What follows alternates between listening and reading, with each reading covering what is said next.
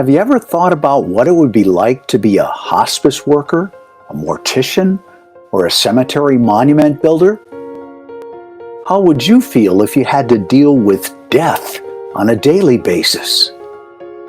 Death, grieving widows, funerals, and cemeteries were all a part of growing up for me. I was born the youngest son of a monument builder. My father, a monument company owner and salesman, made his living by meeting, advising, designing, and manufacturing cemetery monuments, more commonly referred to as tombstones.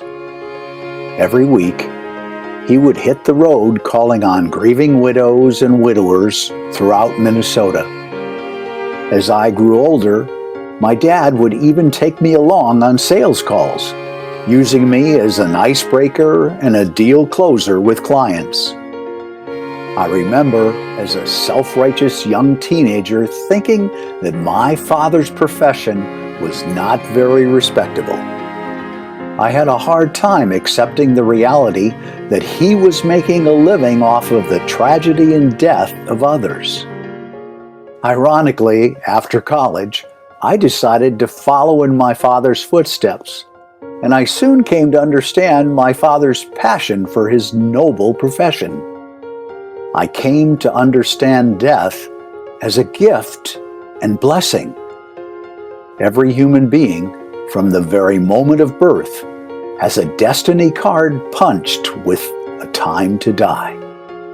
Death is just a reality of life, and it is a gift that helps us anchor the understanding, appreciation, and value of living in the moment.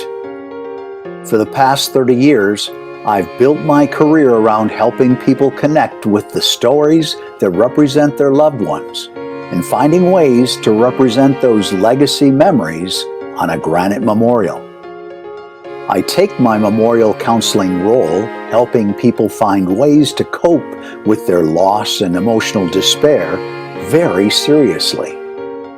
Most of the people I deal with are struggling to find purpose and meaning in the tragedy and death of their loved one. To connect at a deep emotional level, I have to find ways to build trust and respect with people very quickly. Fortunately, I've always had a gift for effortlessly bonding with my clients. In a matter of minutes, I have families openly sharing their life stories involving love, joy, and happiness. Sometimes they share their deepest, darkest secrets that include fear, hate, anger, guilt, and shame. Later in this book, the topic of death denial in Western society will be addressed at great length, but for now it's important to understand the influence it had on writing this book. As a memorial counselor, I meet people from all walks of life trying to navigate the cascading river of death and grief. People may intellectually say that they understand that death is a part of life, but unfortunately, their emotional behavior does not mirror this reality. Death in our society is treated like a secret. Fear of death is the elephant in the room that no one ever wants to talk about. Throughout my career, I have come to realize that the cultural norms of Western society strongly position death as something that happens only to the other guy. If I ignore it, maybe it will go away. Of even greater concern is the fact that most caregivers, those who deal with death on a daily basis, don't have the training, support, or energy to handle the emotional trauma of helping people deal with death.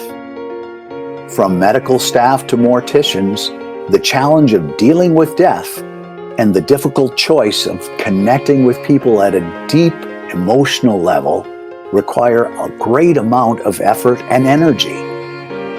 It's much easier to focus on the process and the procedures of the job than it is to demonstrate true empathy and compassion for clients. Can you blame them? How would you like to deal with the emotional baggage of death and dying every day? Living in a society where death is always the elephant in the room, how would you stay motivated to face another family consumed by loss and grief? Time after time, people sit in front of me telling stories of loved ones who were disconnected from personal purpose and meaning in life. The purpose of this book, however, is not to battle in the trenches of tragedy and death, but instead to discover new ways of living a more fulfilling life. The paradox you are faced with is the fact that the cultural beliefs about avoiding and running from death are obstructing your ability to truly appreciate life. By learning to understand and accept the meaning of death, you can discover the true gift and purpose of choosing how to live. If you would like to probe more deeply into the we phase of life's journey, check out our book, Dance with the Elephant, Life's Cosmic Equation.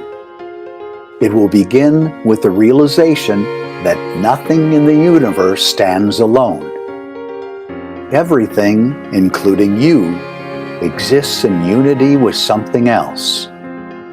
Anything we do as individuals will always affect someone or something else. We will discover that there's a cosmic energy connection between all people and all things in the world. This underlying link will be explained using the life equation terms of creative power, receptive choice, faith, and time. We will come to understand how these four components drive our relationships and create the stories of life that become our cosmic legacy. You can check out the book here at dancewiththeelephant.us.